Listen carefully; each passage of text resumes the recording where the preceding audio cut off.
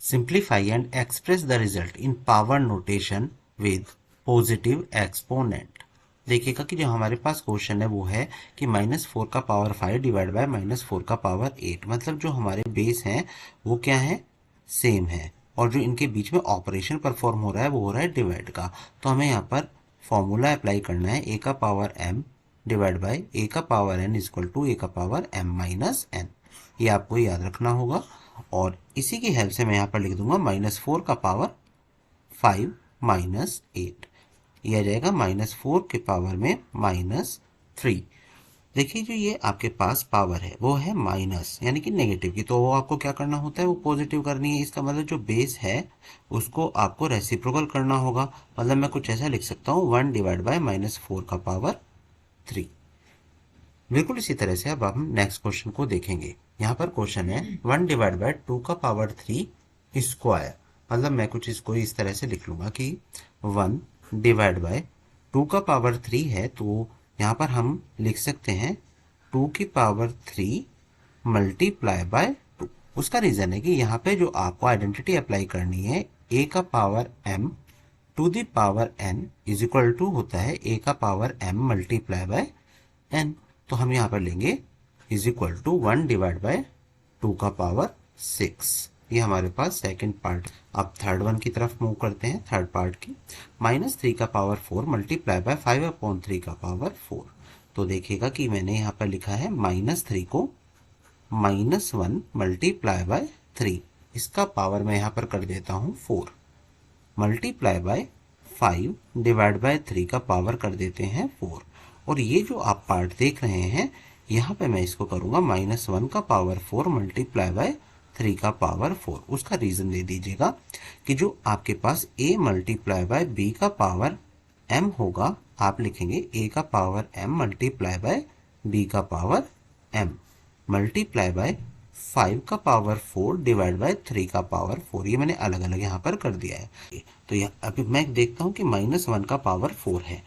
Notice कीजिएगा कि कभी भी आपको -1 में अगर इवन नंबर मिलता है पावर में, तो हमेशा जो वैल्यू होगी वो होती है +1।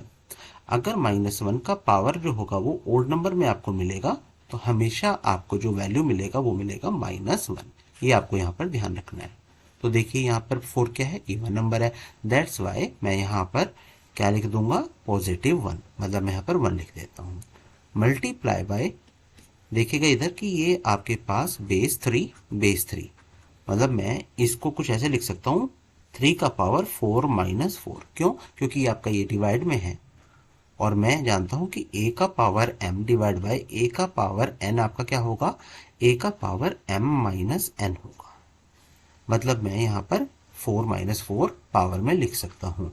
मल्टीप्लाई बाय 5 का पावर 4 हो जाता है, तो 1 मल्टीप्लाई बाय 3 का power 0 multiply by 5 raise to the power 4।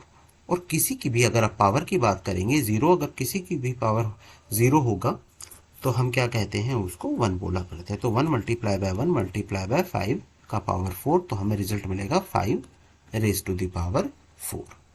आइए फोर्थ पार्ट की तरफ मूव करते हैं। 3 का पावर -7 डिवाइड बाय 3 का पावर -10।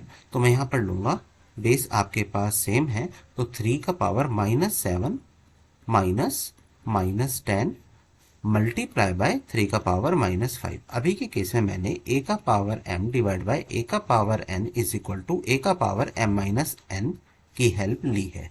तो 3 का पावर हो जाएगा -7 -+10 मल्टीप्लाई बाय 3 का पावर -5।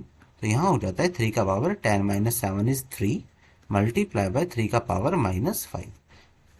अभी मैं क्या करूँगा, 3 का पावर कर दूंगा 3 प्लस -5, मतलब मैं यहाँ पे लिख सकता हूँ 3 का पावर 3 -5। इट मीन्स यहाँ पर हम करेंगे 3 का पावर -2। और जब 3 का पावर -2 होगा तो हम यहाँ पर यूज करने वाले हैं 1 डिवाइड बाय 3 का पावर 2, क्योंकि हम जानते हैं कि a का पावर -m होता है इज इक्वल टू 1/a का पावर m। अभी हम मूव करेंगे लास्ट पार्ट की तरफ, इसको सॉल्व करते हैं। तो 2 का पावर -3 आपको देखने के लिए मिल रहा है।